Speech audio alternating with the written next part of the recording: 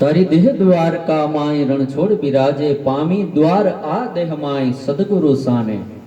કે ઈ દ્વાર જવા માટે આપણે સંગાથ કેનો લેવો પડે? કે સદગુરુ સંગાથ લેવો પડે. સદગુરુની શાન થકી એ રસ્તે આપણે, કેમ કે એમાં ડૂબકી દેવે કે યા સદગુરુનો સંગ જોઈ કરી સુરતા એકાકાર. કે અહીંયા પહોંચવા માટે આપણી સુરતાને એક તાર કરીએ ત્યારે આપણે અહીંયા સુધી પહોંચી શકીએ. કરી સુરતા એકાકાર. તો અહીંયા આગળ હાલીએ તો કે અહીંયા દ્વાર ના દેખ્યા દેહમાં જ્યાં વસે છે વિશ્વાધાર. વિશ્વનો આધાર જે પરમાત્મા આ ઘટની અંદર છે, પણ ઈ ક્યાં છે? કે અહીંયા દ્વાર તો છે નહીં. એટલે આપણે એને નવ દ્વાર ની અંદર જોઈ તો નવ દ્વાર થી પર 10મું દ્વાર જ્યાં છે, ભગવાન 10મા દ્વાર થી આગળ બિરાજે છે.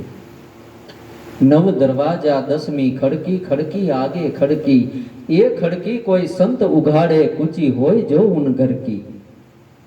જો એ સત્ય નામ રૂપી ચાવી હોય ઈ દ્વારની, તો ઈ દ્વાર ખુલે, અને ઈ દ્વાર ખુલે ત્યારે પરમાત્મા સ્વરૂપના દર્શન થાય. એટલે કે છે દેહ દ્વારના દેખ્યા દેહમાં જ્યાં વસે વિશ્વાધાર. કે ઘાટ મહી અઘાટ ગાજે, કે રોમે રોમ રણુકાર જ્યાં મોરલી વાગે. ઘાટની અંદર અઘાટ સ્વરૂપે રમી રહ્યો છે. કેમ કે ભગવાનનો કોઈ ઘાટ નથી, એનો કોઈ રંગ નથી, એનું કોઈ રૂપ નથી. આ દેહરૂપી ઘાટની અંદર અઘાટ સ્વરૂપે રમી રહ્યો છે.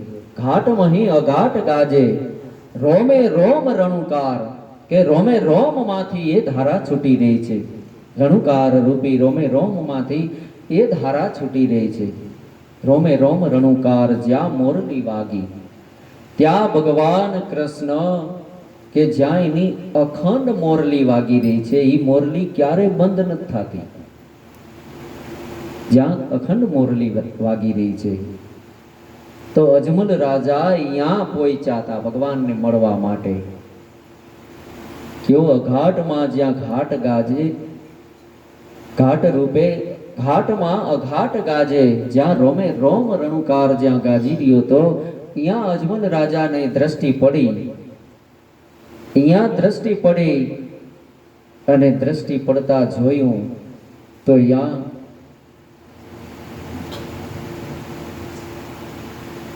વિચાર થયો કે ભગવાને ગોકુળ છોડ્યું, મથુરા છોડ્યું, છોડ્યો વ્રજનો વાસ. કે ભગવાન જ્યાં પ્રેમ છે ને અહીંયા દોડી દોડીને જાય છે. પ્રેમ તણા આવેશ માહી કીધો દ્વારકા નિવાસ.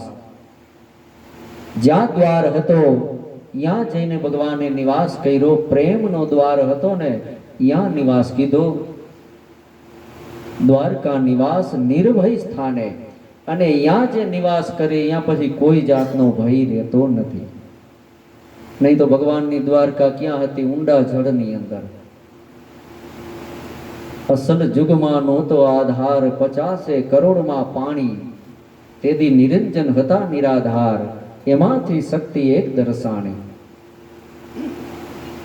માર્કંડ ઋષિ જે પોતાના અનુભવની અંદર કહે છે કે જે ભગવાનને રહેવાનું સ્થાન હતું ને એને કોઈ આધારની જરૂર નહોતી.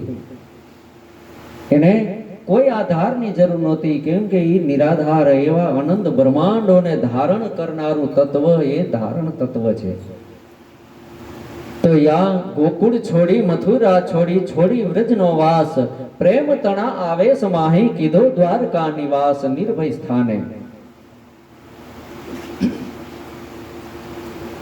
તો ભગવાને ગોકુળ છોડ્યું કે પછી ક્યારે ગોકુળ છોડીને મથુરામાં આવ્યા. મથુરામાં આવ્યા પછી ગોકુળમાં ક્યારેય પગ નથી મૂક્યો. મથુરા છોડી અને દ્વારકામાં આવ્યા. દ્વારકામાં આવ્યા પછી ક્યારે મથુરામાં પગ નથી મૂક્યો. એટલે ભગવાન આપણે એ પ્રેરણા આપે છે કે ભાઈ કે જે બાળ અવસ્થા હોય ને, બાળ અવસ્થામાંથી યુવા અવસ્થા આવે, યુવા અવસ્થામાંથી પછી બાળ અવસ્થા આવે નહીં.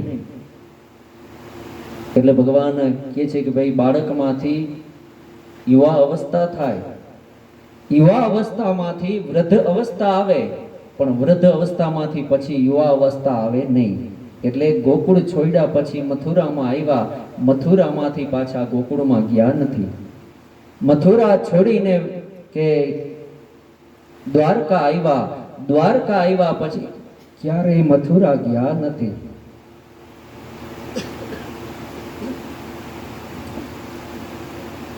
તો એમ આપણું જે જીવન બાળ અવસ્થા કે રમતા ખેલતા કૂદતામાં કઈ વહી જાય એની ખબર રહેતી નથી. આવા યુવા અવસ્થાની અંદર કામ ધંધાના અંદર જીવન વીતી જાય, ક્યાંય ખ્યાલ રહેતો નથી. આવી વૃદ્ધ અવસ્થામાં કે જે ભગવાનને જાણ્યો નહીં, કઈ સમય પૂરો થઈ જશે કઈ ખબર નથી. એટલે જ્યાંથી સમજણ મળે કે ભક્તિ કરી લેવી. કે રણછોડ રાય અકડ કડા છે અને કોઈ કર્મ બંધન નથી કાંઈ. રણછોડ રાય અકડ કડા, એને કોઈ કર્મનું બંધન નથી. રણછોડ રાય તો અકડ કડા, કર્મ બંધન નહીં કાંઈ. કે ગુરુ સ્વરૂપે વાલો પધાર્યા, કૃષ્ણ આપે કીર્તાર, લાભુ ગુણ ગાવે. તો અજમલ રાજાને પૂજારીએ આ દ્રષ્ટિ આપી કે તારી દેહ દ્વારકા માય જ્યાં રણછોડ બિરાજે છે આયા ડૂબકી માર.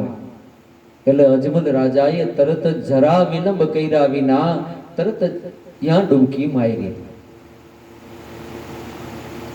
રાજારામ બાપાને જ્યારે લાલા બાપાનું મળવું થયું અને લાલા બાપાએ જે સત્યનામનો ઉપદેશ કર્યો, રાજારામ બાપા 3 દિવસ બેહી ગયા ધ્યાનમાં અને ત્રીજે દિવસે પ્રગટ કરી દીધું. ડૂબકી તરત જ મારી દીધી, જરાય વિલંબ કર્યો નહીં. વિલંબ ના કર્યો, તરત જ પ્રગટ કરી લીધી ભક્તિ. 3 દિવસની અંદર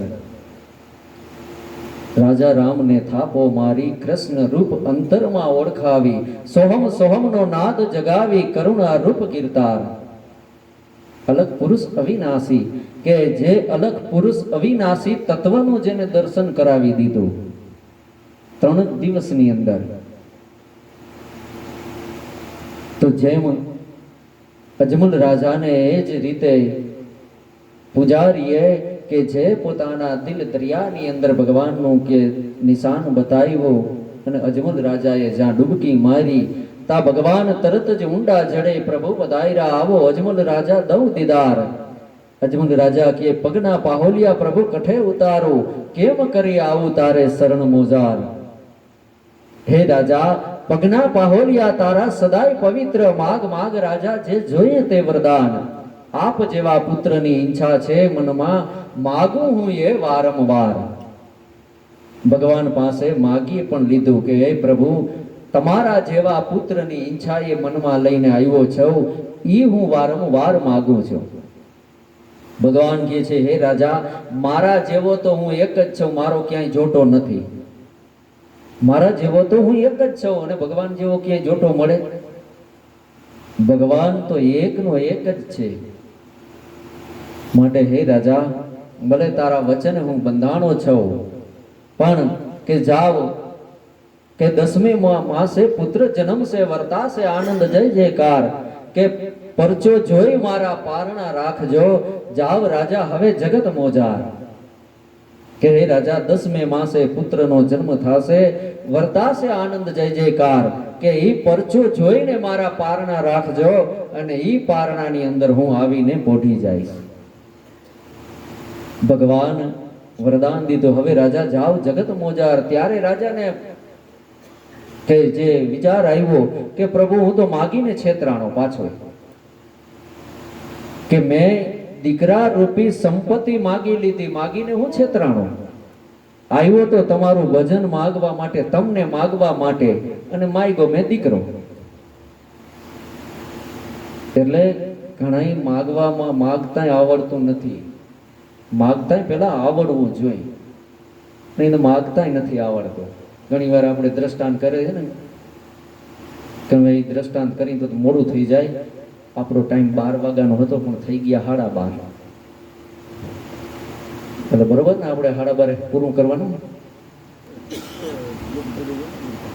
તો એ દ્રષ્ટાંત કે માગતા પણ આવડવું જોઈએ. ભગવાન પાસે કેવી રીતે માગવું એ માગતા ના આવડે તો હું માગીને આવે.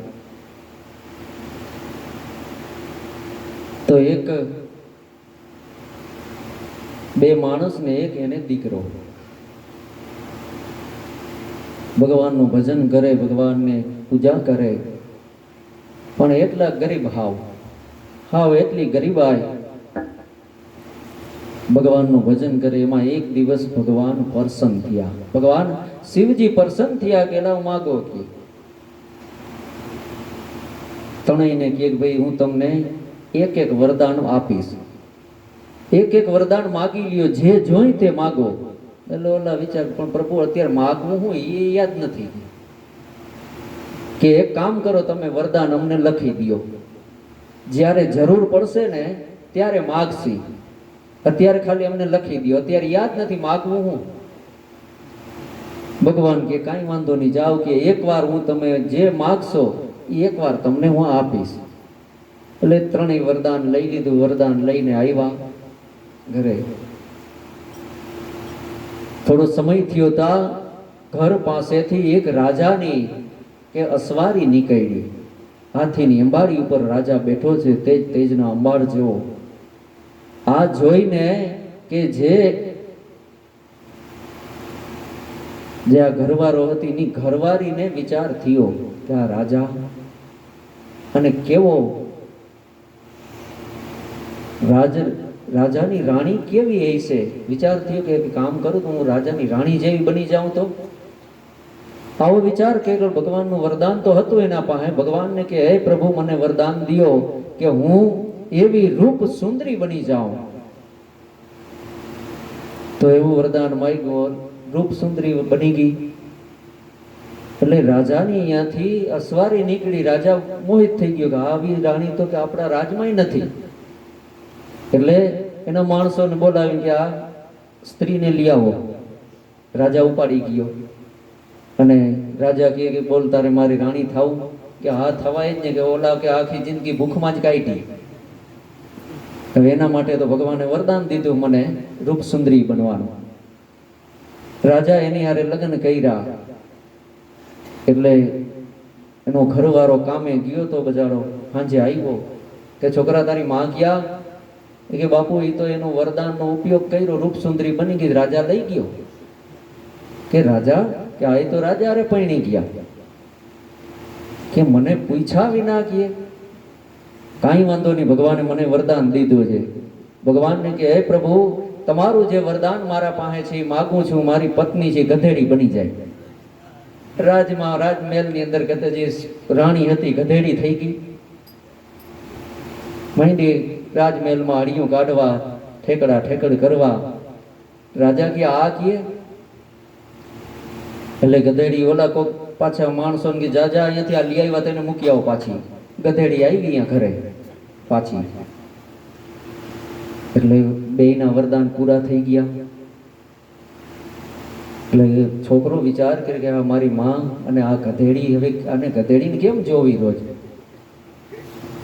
એટલે ભગવાનને કહે છે હે પ્રભુ તમારું વરદાન મારા પાસે છે તો એ વરદાનના સ્વરૂપે મારી માં પાછી હતી એવી થઈ જાય.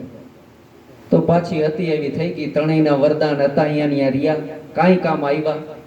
એટલે ભગવાન પાસે માગતા આવડવું જોઈએ. માગતા આવડે ને તો કાંઈ કામ કાઢી જાય. તો આ 3 વરદાન જડ્યા તો શું કામ આવ્યા? લ્યો હતા અહીંયા રહ્યા પાછા. તો એટલે અજમલ રાજા કહે છે ભગવાનને પ્રભુ હું માગીને છેતરાણો, હું તમને માગવા આવ્યો તો ને મેં માંગ્યો દીકરો. એટલે ઘણી જગ્યાએ આવું થાય કે માગવામાં, કેમ કે ભગવાનને માગી લ્યો ને તો ભગવાન આવે ને એટલે સંપત્તિ તો આપોઆપ આવે. પણ આ માગે હું કે પેલા હે ભગવાન તારી લક્ષ્મી દેજે, તને નથી જોતો. માગી લક્ષ્મીને આપણે માગી, ભગવાનને નથી જોતો. પહેલા એ લક્ષ્મી ભગવાન વિના કેટલા દી ટકે? કદાચ 1 પેટી કે 2 પેટી, ત્રીજી પેટી તો હાવ સાફ કરીને જાય. એથી ભગવાનને માગ્યો હોય ને તો 71 પેઢી સુધી ટકી રહીએ, એક પેઢી નહીં 71 પેઢીને તારી દઈએ. એટલે માગતાય ભગવાન પાસે આવડવું જોઈએ. આવું માગવું ભગવાન પાસે કે પ્રભુ તારી ભક્તિ દે, બીજું કાંઈ નથી જોતું. અને ભક્તિ હશે ને તો ભક્તિમાં બંધાયેલો છે. તો આવી રીતે અજમલ રાજાને પણ ભગવાન જેવા ભાવથી અજમલ રાજા આવ્યા હતા, તો ભગવાન એના ભાવને પૂર્ણ કરવા માટે ભગવાન એને ઘરે ત્યાં અવતાર લઈને આવ્યા. બાબા રામદેવજીનો અવતાર થયો. આવી રીતે ભગવાન જે બંધાયેલો છે કે ભાઈ એના ભક્તો જેવા ભાવથી ભજે ને એવા ભાવે ભગવાન એને દર્શન દીએ છે. જેવા ભાવથી ભજીએ એવી.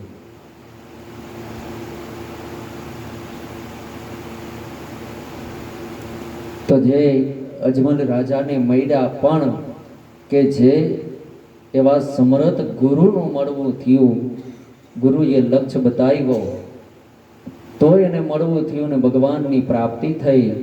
એટલે ગુરુ વિનાની ક્યાંય મુક્તિ નથી.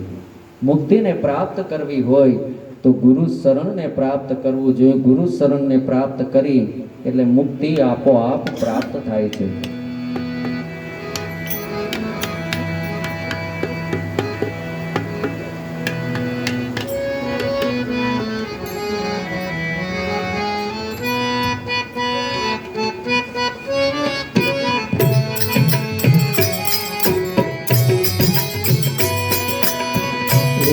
तो तुझको ले भगवान नहीं कभी न्यारो,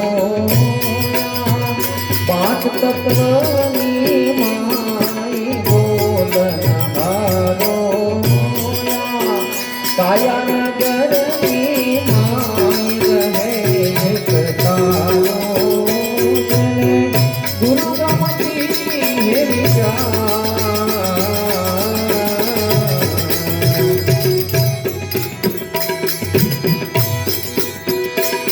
तो तुझ बोले भगवान नहीं कभी न्यारो, पाठ तत्वनी माई बोलन हारो, काया नगर में माई रहे एक तारो, गुरु रमती मेरी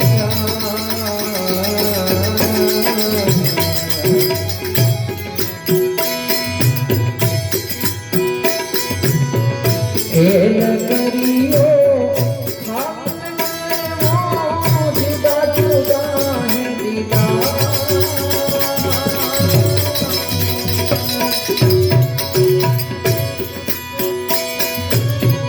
खेल करियो जुदा जुदा है दीदा,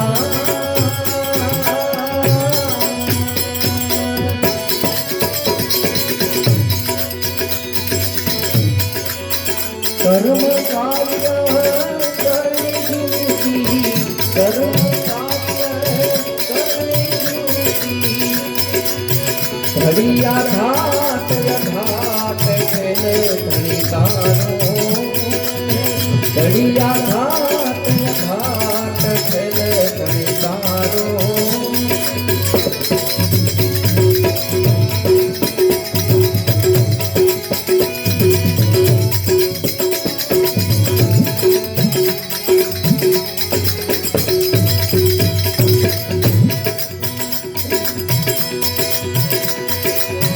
कोई ब्राह्मण कोई चंडाल राजा रंग होशियार,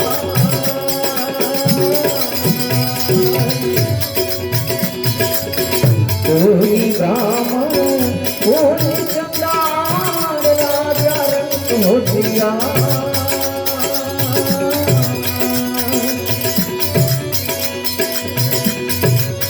कोई तपस्वी कोई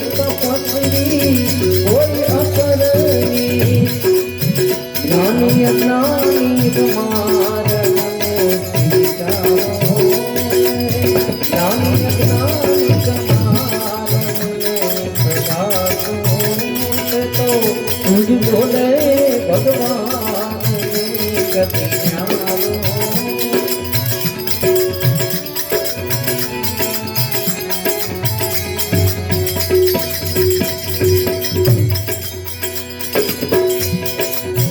વરણ અભિમાન દેહ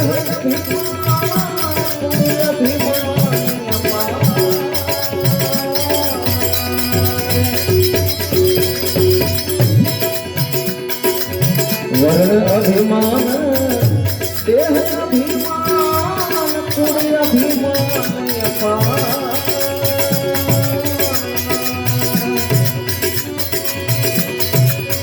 દેહ રૂપ ને મારું માણ્યો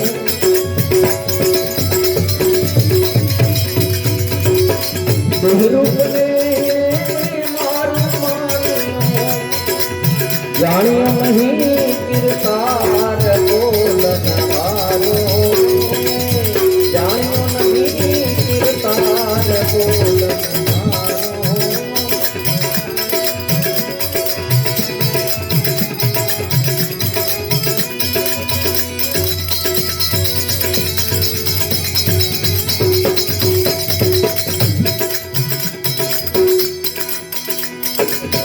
દેહમાં દેવ આત્મા પોતે જાણ્યો નહીં બધા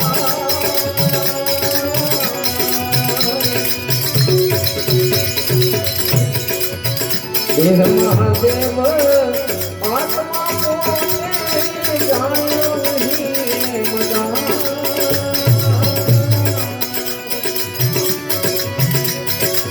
ઓળખી લે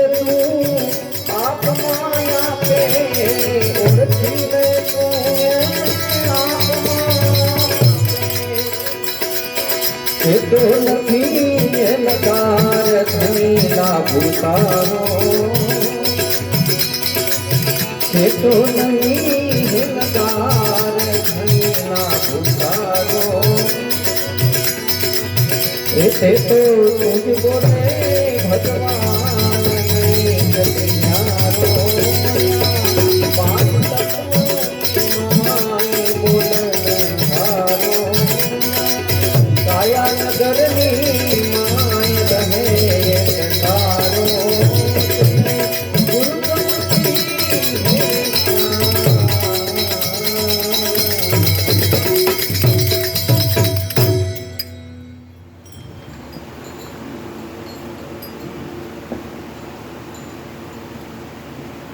જે તું જ બોલે ભગવાન જે આપણે બોલી રહ્યા છે તો આ બોલી રહ્યા એ શબ્દ ઉઠે છે ક્યાંથી તે તો તું જ બોલે ભગવાન નહીં કદી ન્યારો એ ભગવાન આપણાથી જરા પણ ન્યારો નથી જરા પણ દૂર નથી નહીં કદી ન્યારો આ પાંચ તત્વની માય બોલનહારો જે આ પાંચ તત્વનો દેહ ધારણ કરીને આવે છે અને એ પાંચ તત્વના દેહની અંદર એ પરમાત્મા સ્વરૂપે કે જે પ્રગટ બોલી રહ્યો છે અને જે બોલી રહ્યો છે એને પણ આપણે ઓળખી શકતા નથી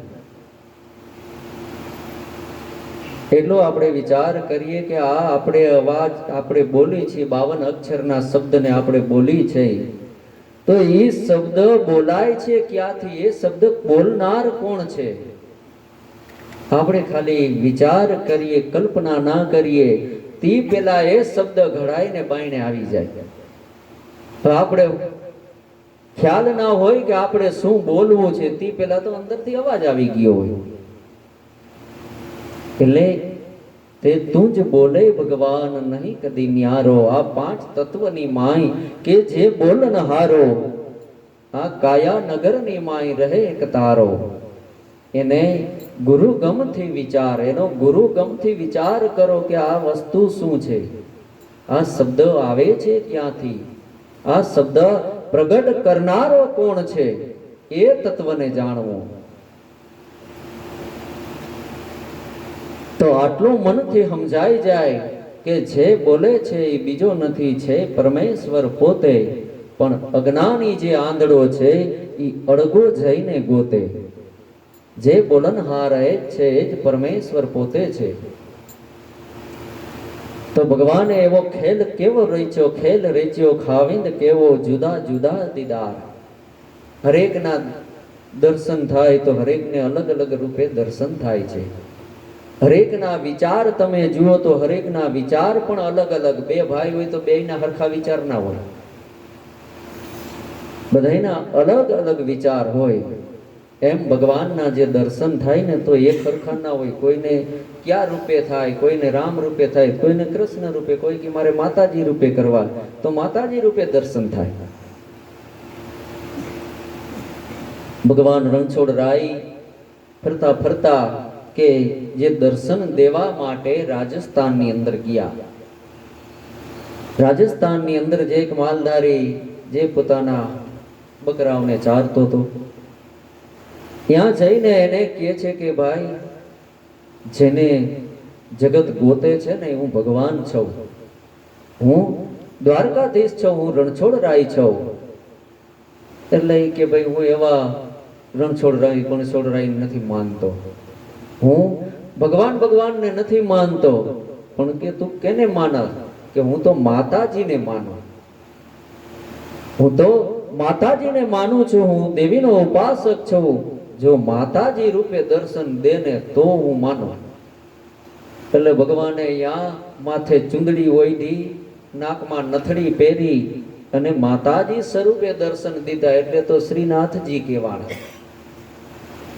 નાકમાં નથડી ધારણ કરીને, એટલે ભક્તો જેવા ભાવથી ભજે ને ભગવાન એવા સ્વરૂપે દર્શન દીએ. એટલે ખેલ કર્યો ખાવિંદ કેવો જુદા જુદા દીદાર. જુદા જુદા રૂપે જે દર્શન દીએ છે, હરેકને અલગ અલગ રૂપે દર્શન દીએ છે. જેવા ભાવથી ભજે એવા રૂપે દર્શન દીએ.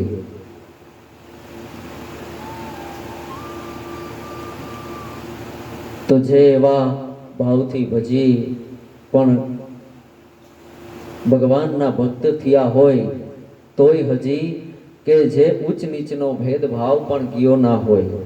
એટલે ભગવાન કહે છે કે ભલે ગમે તે હોય, બ્રાહ્મણ હોય કે ચંડાળ હોય, રાજા રંક હોશિયાર, રાજા હોય કે રંક હોય, ગમે તે એવો હોશિયારમાં હોશિયાર હોય, પણ બધાયને હું હરખા રૂપે જ રાખું છું.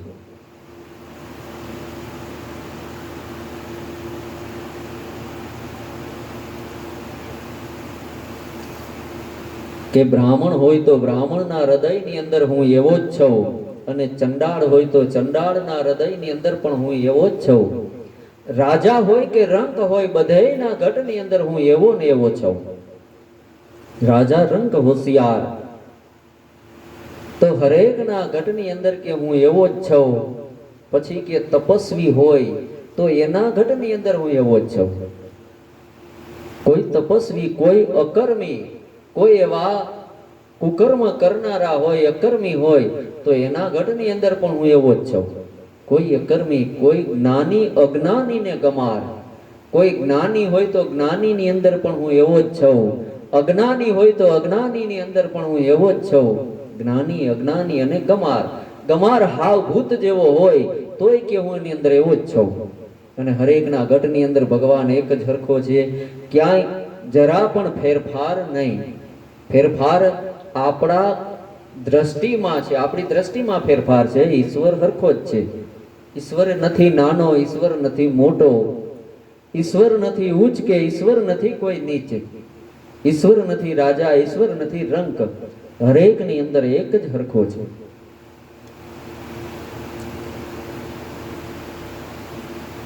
તો કોઈને કુળ અભિમાન હોય, કોઈને વર્ણ અભિમાન હોય, કોઈને દેહ અભિમાન હોય. કોઈ ઊંચા કુળમાં જન્મ લીધો હોય એટલે કે ભાઈ અમે તો ઊંચા કુળના છે, અમે તમારી હારે ના બેહીએ. એટલે આવો કુળ અભિમાન પણ હોય. અમે તમારો ના ખાઈ, અમે તમારા ઘરનું પાણી ના પી, તમારાથી અબડાઈ જાય. આવું વર્ણ અભિમાન, કોઈ કુળ અભિમાન, દેહ અભિમાન અપાર. કોઈને દેહ અભિમાન હોય, એટલો સુંદર હોય, એટલી સુંદરતા હોય કે ભાઈ અમારા જેવું કોઈ સુંદર નથી, તમે અમારી હારે ના હાલો. કોઈને આવું અભિમાન હોય. દેહ રૂપને મારું જાણ્યું, દેહ રૂપને જ હું છું એવું માનીને બેહી ગયા કે ભાઈ દેહ છે એ જ હું છું. પણ લાભુ દાદાએ તો અહીંયા કીધું કે દેહ હું છું કે દેહ મારો એમ કહે એ તો છે મહાપાપી. દેહમાં અહંતા રાખનારો કે દેહમાં અહંતા રાખે એ તો કોટી ગૌ હત્યાનો પાપ થાય એવો પાપી છે. કે દેહને હું માની લીધું એ મહાપાપી કીધો છે. એટલે દેહ છે એ હું નથી. દેહ છે એ તો કે કોઈ પૂર્વના કર્મએ કરી અને આ દેહની પ્રાપ્તિ થઈ છે. અને દેહ છે એ કાયમી નથી, દેહ છે એ નાશવંત છે. એટલે દેહ રૂપને મારું જાણ્યું, જાણ્યું નહીં કીર્તાર બોલન હારો. કે જે આ ગઢની અંદર બોલી રહ્યો છે એને જાણ્યો નહીં, જાણ્યો નહીં કીર્તાર. કે જે ભગવાન આ ગઢની અંદર પ્રગટ છે એને જાણ્યા વિના જો સમય વયો ગયો તો ફરી પાછો આ સમય આવતો નથી. જાણ્યો નહીં કીર્તાર બોલન હારો.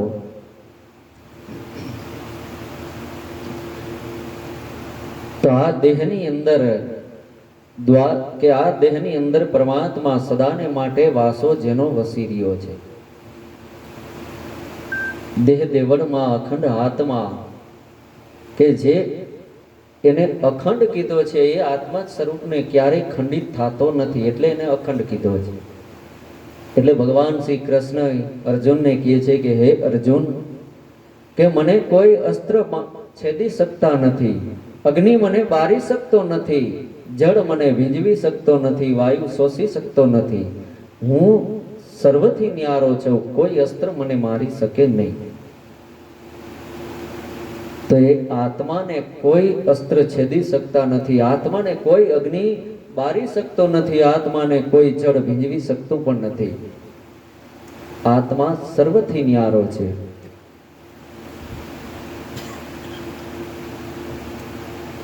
દેહમાં દેવ, આત્મા પોતે જાણ્યો નહીં એ મદાર. તો જે પોતે પોતાને જાણ્યો નથી, તો પોતે પોતાને જાણ્યો નહીં, આત્મા હત્યારો પોતે કીધો છે. મનુષ્ય અવતાર મળ્યો શેના માટે? કે પોતે પોતાને જાણવા માટેનો. જે પોતે પોતાને ઓળખો નથી એ આત્મા હત્યારો પોતે કહેવાય. કેમ કે સમય પૂર્ણ થઈ અને ગુજરી ગયા એટલે શું થયું? આપણા આત્માની હત્યા કરી બરોબર થઈ ને. ઠાલા આવ્યા ને ઠાલા મરી ગયા એટલે આત્મહત્યા થઈ. આપણે કંઈક કરવા માટે મનુષ્ય અવતાર દીધો છે, ઈશ્વર ભજન કરવા માટે મનુષ્ય અવતાર દીધો. ઈશ્વર ભજન કરીને ગયા તો એ ભક્ત થયા, અને ઈશ્વર ભજન કર્યા વિનાના ગયા એ આત્મહત્યારા થયા. જાણ્યો નહીં મદાર કે ઓળખી લે તું આપમાં આપે. જે ઓળખી લે આ ઘટની અંદર આપમાં તું આપે, છેટો નહીં જરાય લગાર. કે ઈશ્વર આપણાથી જરા પણ છેટો નથી, હાવ નજીકમાં નજીક હોય તો ઈશ્વર છે, છેટો નહીં લગાર લાભુ ધણી તારો. એક કે આપણે કઈ એક આંગરનો પણ જેને અંતર નથી એટલો નજીકમાં નજીક એ ઈશ્વર છે આપણી નજીક, પણ છતાંય આપણે એને જાણતા નથી. આપણે આખા જગતને જાણવાની કોશિશ કરશી, પણ જે આપણો નજીકનો સગો છે એને આપણે જાણવાની ક્યારેય કોશિશ નથી કરતા. કોઈ દી વિચારીએ નહીં કે ભાઈ આપણો આ હગો સાચો હગો તો આ છે, પણ આપણે બીજા દેહ વ્યવહારની અંદર આપણે ફસાયેલા, આપણો હિતેક્ષુ છે એને આપણે જાણતા નથી. એટલે સંતો મહાપુરુષો કે વગાડી વગાડીને કહે છે કે ભાઈ ભજન કરી લ્યો મારા ભાઈલા, અવસર એણે વયો જાય. આ અવસર વયો જાય છે, પછી ફરી આવો અવસર આવશે નહીં. એટલે ઈશ્વર ભજન કરી લેવું. અને હવે સમય ઘણો થયો છે. બાપાએ મને 12 વાગ્યાનું કીધું હતું કે હવે જાજી વાર બેહાઈ નહીં, થાકી જાય. તોય તમારા બધાનો ભાવ હતો એટલે કલાક વધી ગઈ. તોય કેમ કે હું જોઉં છું આમાંથી એકે હૈલા નથી, એટલે આ થોડું 1 કલાક વધારે થઈ, નહીં તો 12 વાગે પૂરું થઈ જાત. એટલે તો બીજા કોઈને બધા ગાવાવાળા ઘણા હતા, પણ કોઈનો વારો લીધો નહીં, કેમ કે એ વારો નહીં તો આપણે 12 અહીંયા વાગી જાય. એટલે માફ કરજો, કોઈ ગાવાવાળા હતા એનો વારો પણ લેવાનો નથી. અને કંઈક એવો સમય આવશે તે બધા ગાવાવાળાઓને જ ભેગા કરશે. બરોબર, હવે આપણો અહીંયા સમય પૂરો કરી અને કદાચ આપણે આખી રાત ગાઈ તો આ ગુરુ ગુણ જ ગાવાના છે. અને જે પહેલેથી વાત સ્ટાર્ટ થઈ તો અહીંયાથી સવાર સુધી એક ને એક જ વાત આવવાની છે, પણ આપણે એક નાની વાતમાં સમજી જાય એટલે આપણા જેવો કોઈ સમજ્યું નહીં.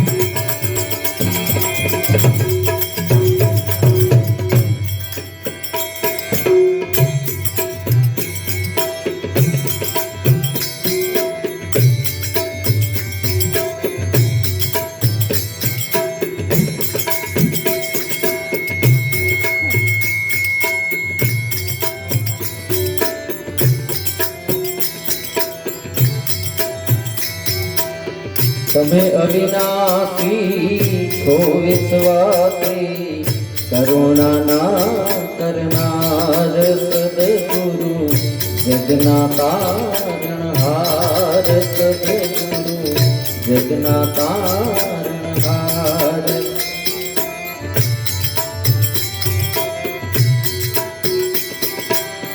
તમે અવિનાશી છો વિશ્વાસી, જગના તારણહાર સદગુરુ, જગના તારણહાર.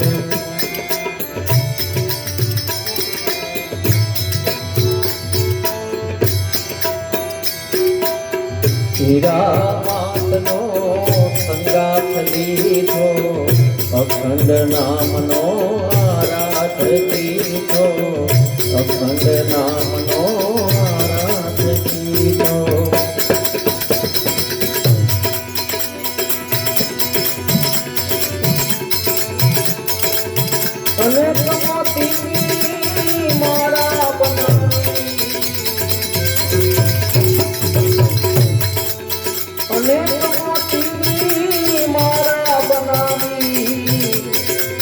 અખંડ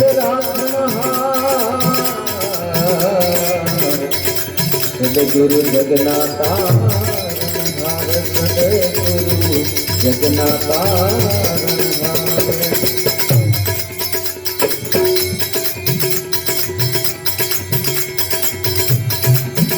દાદા ઉમેશ્વરનો બોલ સંભાળી, ગુરુના થારા મને પગલે હારી, ગુરુના થારા મને પગલે હારી.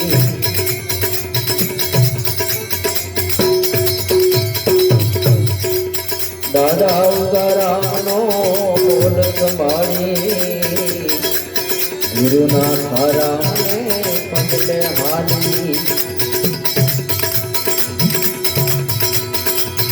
રોટી રામને રામ બતાવી,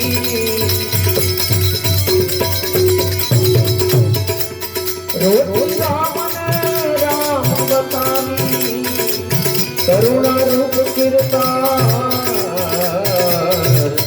જગના તારણહાર સદગુરુ, જગના તારણહાર.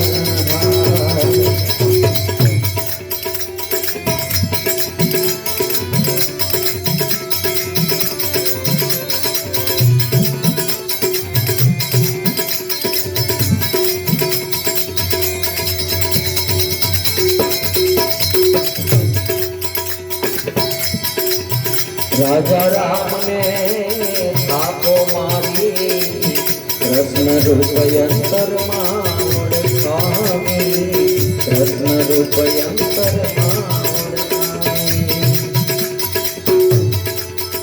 સોહમ સોહમ નાદ જગાવી, સોહમ સોહમ નાદ જગાવી, અલખ પુરુષ વિનાશી જગના તારણહાર સદગુરુ જગના તારણહાર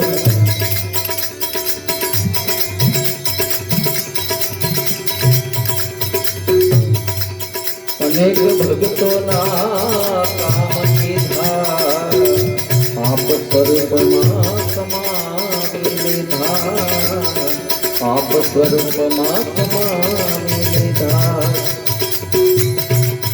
અનેક ભક્તોના કામ કીધા આપ સ્વરૂપમાં સમાવી લીધા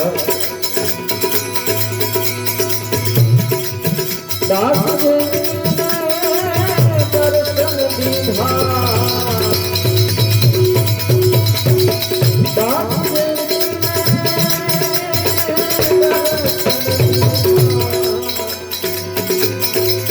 ડૂબતાના તારણહાર જગના તારણહાર જગના તારણહાર તમે અવિનાશી હો વિશ્વાસી કરુણાના કરનાર સદગુરુ જગના તારણહાર સદગુરુ જગના તારણહાર બોલો સદગુરુદેવની જય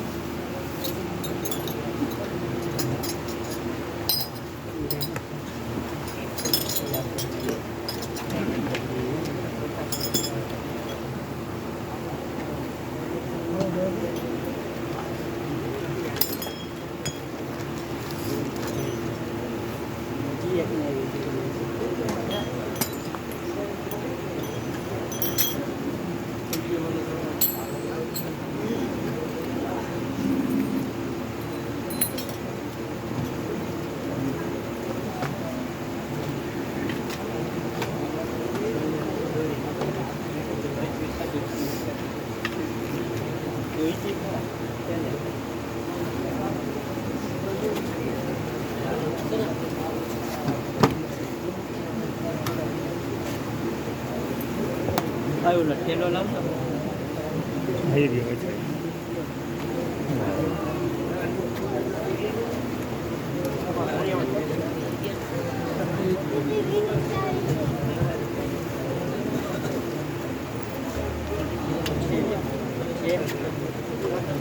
કાંઈ ઉભો કરે ગાજવા દે પેલા